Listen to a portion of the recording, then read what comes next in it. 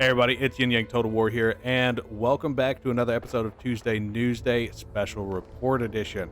It's Thursday, the 8th of February, and we've got some big news coming for patch 4.2. So, without further ado, let's go ahead and jump straight into it. Oh, bother.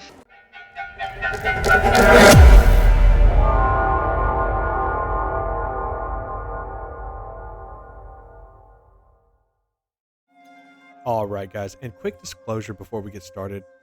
As some of you know, I have a little bit of dyslexia, so sometimes when I'm reading this stuff, I add words, subtract words, uh, and I know that that's not everybody's cup of tea listening to me struggle. So if you do want to go and check this out for yourself, or just read along with me, please click on that link below. If you are leaving, do me a favor before you go and just hit that like button for me. It really helps out the channel a ton.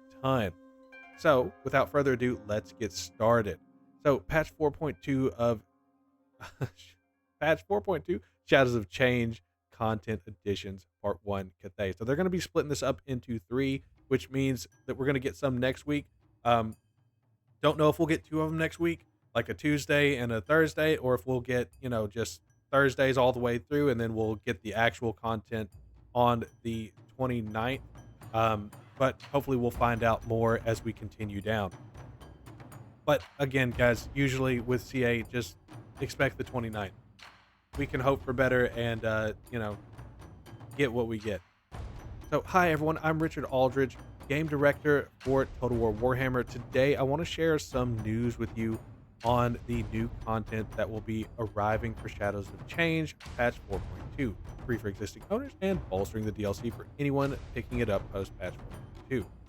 I'll be covering what you can expect going forward from the Total War Warhammer series, taking a peek behind the curtain as to how to go about planning, creating, and making our DLCs, and having a close look at the new at the new additions Grand Cathay will be receiving as patch 4.2. Okay, so guys, something that we're not going to do, we're not going to go into the meat and potatoes of how they make it. If you want to do that, then feel free to do so. But I just want to focus on the actual news. So let's get back into it. Reflecting on Shadows of Change, I'll cut straight to it. We didn't give you enough new characters and units to play with in the original release of Shadows of Change. We believe that we can put this right for you, having listened to your feedback these past months to provide you with better and more varied options for armies. We know that you, our community, are passionate about the game as we are. I'm personally more passionate than they are, but that's okay. And we're pleased to say that many of your suggestions have been enacted upon. Not all ideas and requests are possible, though. The era of Karl Franz is, as you've come to expect, a rich and exciting setting for Total War. And we work closely with Warhammer Studio to ensure that the content for this era is faithfully represented in our game as possible. All of our forces featured within the Shadows of Change DLC can look forward to a sizable collection of reinforcements, but we won't be adding Hag Mothers as generic lords. Oh, okay. As Mother Estankia is the only Hag Mother of Kislev. I hope that they add some kind of lord because the way that they did things, not cool. Similarly, the relationship between Gospodars and uncles is taking a back seat as we look less at the tensions of historic Kislevite culture and more at what defines Kislev as a unified military force in the era of Karl Franz. Okay, so I'm of two minds about this. One, it's their decision, right? It's not really Creative Assembly. It's Warhammer Studios saying, and he basically said as much. Warhammer Studios said, "Nah, we're not doing that. We don't want to exacerbate racial tension, kind of stuff. Like, we get it, it's real, but we don't want it. It's bad PR." Okay, fair enough. That's fair enough. I'm not going to say that it's a good thing or a bad thing. It's just a thing, and it is how it is. Similarly, we won't be adding beaks to Zongors, as while the avian characteristics occur in other Warhammer settings, these elite gores in the old world represent those beastmen who have been drawn to the eye of the Changeling ways, rather than a totally separate offshoot breed. Okay, that makes sense. it's Age of Sigmar. They don't want to give it to us. Okay. But as ever, we aim to ensure uh, that whatever we do add to Total War Warhammer 3 is as authentic an experience of the world of Warhammer as possible. Okay, so there's a lot to there's a lot to really take in there. We're not going to get Hag Mothers. I hope that we get something that makes the forces of Mother Estancia feel different. uh you can't have ice witches and oh, is it Gospodars? No, Gospodars are a race. Boyars. You can't have Boyars leading Mother Estancia's troops. It just doesn't look right. It doesn't make sense. um so hopefully they've got something wild coming our way for that. So what to expect moving forward? Looking to the future, the team and I love the Warhammer universe and want to make as much content for it as possible, whether to add further exciting characters like the Golden Knight, spectacular units, and creatures. Yes, I'm looking at you, Mighty Hotpot, or other unexplored lore. We still plan to make many more DLC for the Total War Warhammer 3. Oh, I'm sorry, I added a word. With some of them, like Thrones of Decay, following the same premise and composition as Shadows of Change, where we will add to and develop 3 existing races from across the Warhammer world, accompanied by our patches and updates. This will give us the opportunity to go back to some of the most beloved races and give them some attention. And I don't know if he was excited when writing this, but I'm reading it like he's excited, so I feel like he's excited. Below, I have laid out what you can expect to see for Shadows of Change and Thrones of Decay in terms of the content and features for these products moving forward. So, DLC content, Shadows of Change, and Thrones of Decay. And guys, this is, I'm assuming, going to be the Lord Pack or the Lord Pack replacement. 3 legendary characters, or 3 legendary lords, excuse me, each playable within the realms of Chaos and Immortal Empires campaigns. Unique gameplay mechanics for each legendary lord, 3 legendary heroes, 1 per race, 3 lords, 1 per race, 3 heroes, 1 per race, fantastic. 5 units, infantry, cavalry, monsters, etc. per race, 3 regiments of renown per race, 1 free LC character, a cold Hellbrass for Shadows of Change, and a legendary lord for Thrones of Decay. Give the people what they want. We're getting 4 legendary lords out of Thrones of Decay. That's fantastic. So, potential further content, new spell lores, yeah. New mounts, fantastic. And new additional free LC. Don't know what that means. That's very broad. Subject to the IP theming of the DLC and where applicable. So, as you can see here, here's going to be the, see if we can blow this up a little bit. Here is going to be the layout for what they're going to be giving us in these Lord packs. I'm going to call them Lord packs. That's what they are. Thank you again for your invaluable feedback since the release of Shadows of Change, and in particular the thoughts on improving the rosters, having parity across the races with content we are adding as part of them. And I'm sure I just misread that.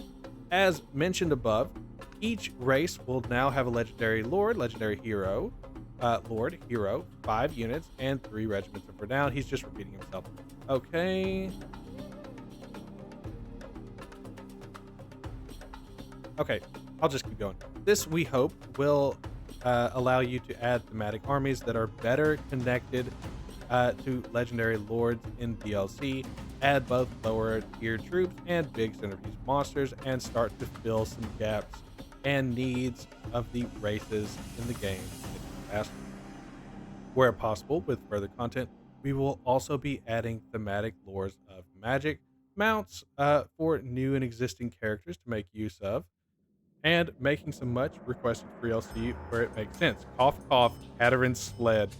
Lore Master Sotek is probably doing backflips.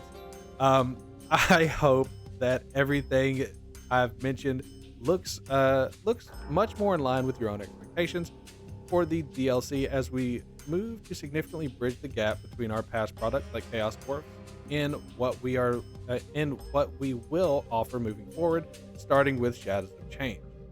Now, onto the exciting stuff that you all came to see. Grand Cathay Editions.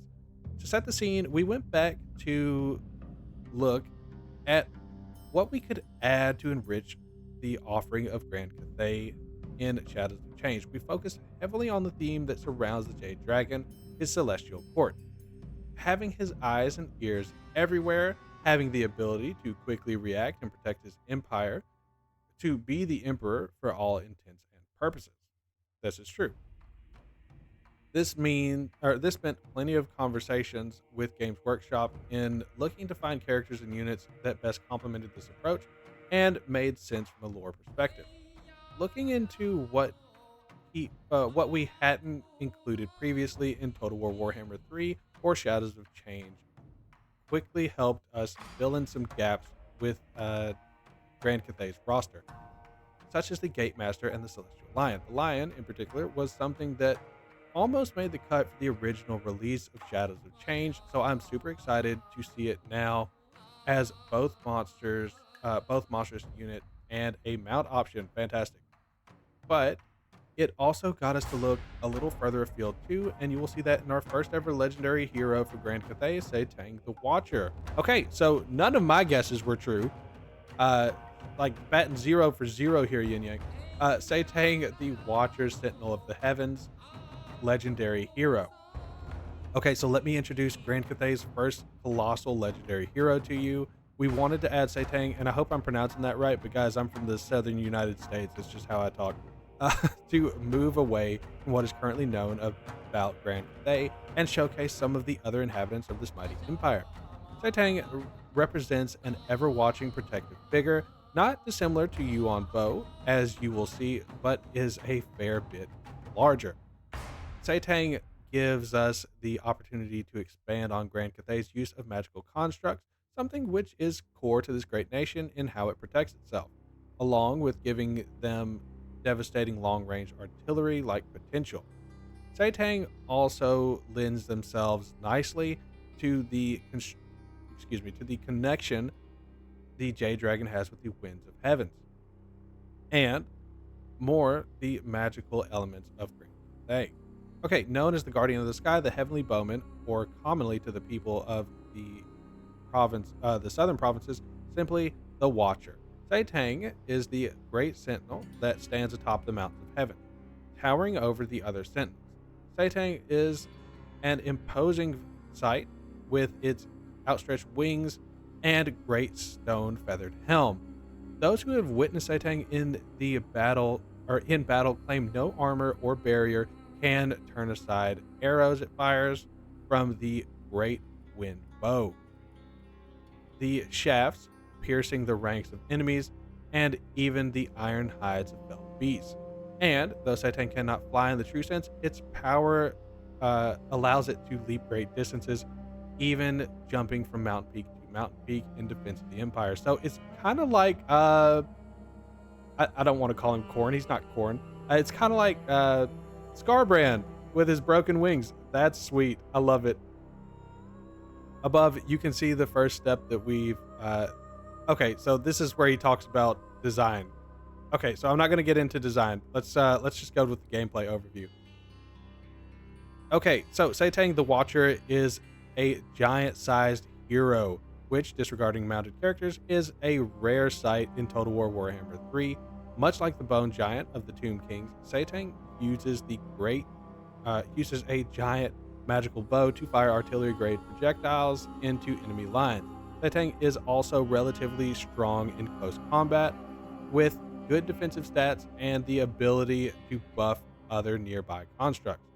Tang doesn't fly, being a construct, even with those mighty wings, but can jump large distances to close the gap with the enemy. That's fantastic. Construct. With the introduction of Tang into the game, we have reevaluated the role of constructs in the Cathay roster. The Terracotta Sentinel and both Guardian Lions will now be considered constructs, much like the ones in the Tomb King.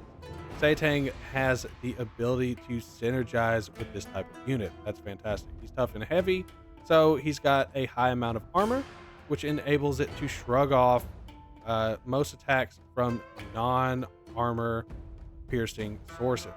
As a heavier character, Tang will also send other enemies flying.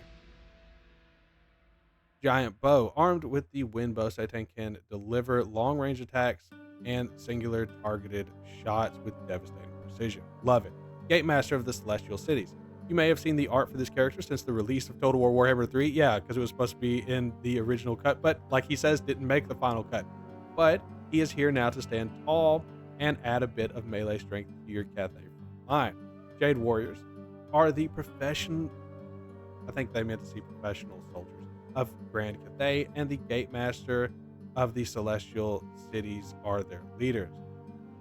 To earn the title of Gate Master, a Jade Warrior must have served in defense of their city, and many are veterans of the Empire's many wars. Like their soldiers, the Gate Master is trained in defensive warfare and how best to defend their city, and as such, know how to read the lay of the land before battle. This can prove useful in enacting the will of their Lord Magistrate, who trusts the Gate Masters above all other officers in their army. So I figured that they were like the Celestial Guard, but I mean, that's cool. I like that. Just based off of their uniforms, I thought that they were higher up than the Jade Army, but that's cool. Gameplay overview. The Gate Master is a defensive line-holding hero with hybrid weaponry. Ooh. Using his abilities, he can buff the defenses of nearby troops while shooting enemies with his crossbow from behind the main battle line. Fun fact is the Gate Master is the first hero with a conventional crossbow that we have ever put into the game, Dark Elf repeaters notwithstanding. Which will serve the armies of Cathay well in different scenarios. Now, hybrid combatant. So that's what they just said. He's got sword and shield and crossbow. Defensive, he's going to give defensive buffs, and mounted, when he mounts on a warhorse, he can quickly move between battle lines. So he gets a warhorse. That's cool. Great Moonbird. Now this is interesting. Look at that thing. Oh, that's not a cute picture. It looks kind of like a phoenix. Okay, so continuing the theme of the Celestial Court, and to give Grand Cathay some added flying power, which it desperately needs, we have added the Great Moonbird as both a monstrous single entity flying unit and as a mount option for a variety of characters in the field. Favorite of the Moon Empress, the Great Moonbirds are found in the highest peak of the Mountain of Heaven. They are said to make their nest in the craters of Mansleep, the silver moon of the Warhammer world, and only fly down to Earth when called by either the Empress or the most powerful astromancer. Fearsome to behold in battle, the Moonbird are often wreathed in silvery flames or moonfire, which burns the enemies of the Empire who come in contact with it. Powerful lords, especially wizards of the Celestial Court, might be granted a Moonbird as a mount, though this is usually only for a short time before the creature once more returns to the heavens. I love this lore. I love it. So, similar to the High Elf Phoenixes, the Great Moonbird is a magical flying monster with flaming attacks. Okay, so it's a reskinned Phoenix, but that's okay. That's okay that it's a reskinned Phoenix. I don't care about that. It adds to the roster. That's what's important. I mean, most of this game is reskinned off of something. So, anyway, like I was saying, it has a powerful AoE vortex ability. Grand. So, new strategies will become viable in battle, whether it's providing air-to-air defense for sky junks or striking deep into enemy lines. The Great Moonbird is also a mount for the Astromancer, which offers them a whole new level of battlefield mobility and, a desire to actually use Astromancers. The Great Moonbird can fly and traverse otherwise impassable terrain. By flapping its wings, the Great Moonbird can produce a vortex of moon fire, which damages all enemies caught within its radius. Much like the Arcane Phoenix of the High Elves, the Great Moonbird can deal both flaming and magical attacks. Now look at this beast, the Celestial Lion. Probably my favorite model of the new additions to Grand Cathay. The Celestial Lion's beauty and strength is second to none, acting as both a single entity monstrous flying unit and mount option for a variety of characters from Grand Cathay. The Celestial Lion will strike terror into those that stand in its way, and it kind of looks like a griffin, which is what I'm getting. It's like a Cathayan griffin, which again, reskin, but when the reskin looks like that, I'm down with it. As long as it doesn't do an eagle scream, we're good. Let's actually read the lore real quick. Winged lions exist in the east, believed to have descended from natural beast warp during the coming of chaos in the world. Unlike the fell manticores of the west, okay, so they're a derivative of the manticore. I think they're a derivative of griffins, but that's okay. These celestial beasts have been purified by the power of the dragon emperor and live within the sacred hunting grounds of the forest of the moon. Favored sorcerers or warriors may be gifted such a creature by dragons, riding it into battle and striking fear into the foes of the empire. That's gorgeous. It a little less gorgeous, but the artwork on it, holy cow! I don't. It's just this face, the way he's doing this face. I don't know. Maybe he's not roaring or whatever. The celestial lion is another flying single entity monster for the armies of Grand Cathay to utilize. Similar to a griffin, okay, or a manticore, it is able to provide air support on a budget compared to higher tier units like the Great Moonbird. Okay, that's surprising. The Celestial General can also make use of this beast's mount. Now that's going to be awesome. Pax, if you're watching, we're going to put Dion Way on one of these bad boys. I guarantee you that. So the Celestial Lion has the exceptional ground mobility, making it perfect for harassing tactics or flanking. Flying high above the battlefield, the Celestial Lion can traverse otherwise impassable terrain. Utilizing its fearsome roar ability and terror attribute, the Celestial Lion can strike fear into the hearts of nearby enemies. And like it said, it's a mount option for the Celestial General.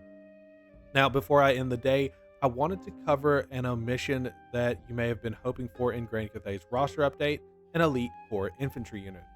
There's a good reason for this, and trust that we aren't monkeying about. Okay, so now we know. The first, as we explained, is on keeping the focus on the Celestial Court and the Jade Dragon. The second being that the Celestial Courts don't have tons of units of this type to add. And that said, we've only just scratched the surface of the possible content we can create for Grand Cathay. And as I mentioned earlier, we have plans to support this game for lots of new content in the foreseeable future. What can you expect? So when can you expect patch 4.2 and all of its additions to Shadows of Change? This is a big question, right? Well, the team are still working flat out to have everything ready for release. But we want to be upfront with you that there is a chance that our intended date could shift slightly. Okay, this is true.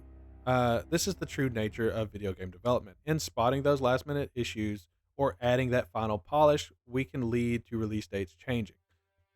This is important to all of us here that we get patch 4.2 right for you. So we won't rush it out before it's ready. As it stands today, we're on track to release in the middle of the month. Holy cow. But like I said, this could shift closer to the end of February, depending on how the remaining work goes. I'm optimistic, and the team are super energized in getting everything done and ready to put into your hand. Next week, I'll be back with a deep dive and additional units coming to Zinch, along with confirmation of 4.2's release date. Thanks for taking this time to read this, chat with you all next week. Okay, so guys, and let's switch back to something pretty to look at. So guys, this is huge. This is huge. First off, they're trying to get it in the middle of the month. I've got some recording to do. I got to finish up my Let's Plays before all my stuff gets canceled. But seriously, this is huge. That's a lot of stuff to add. And if they're all this big, then that's really going to make this, in my mind, worth it. If you don't think so, then definitely voice that. Definitely voice that.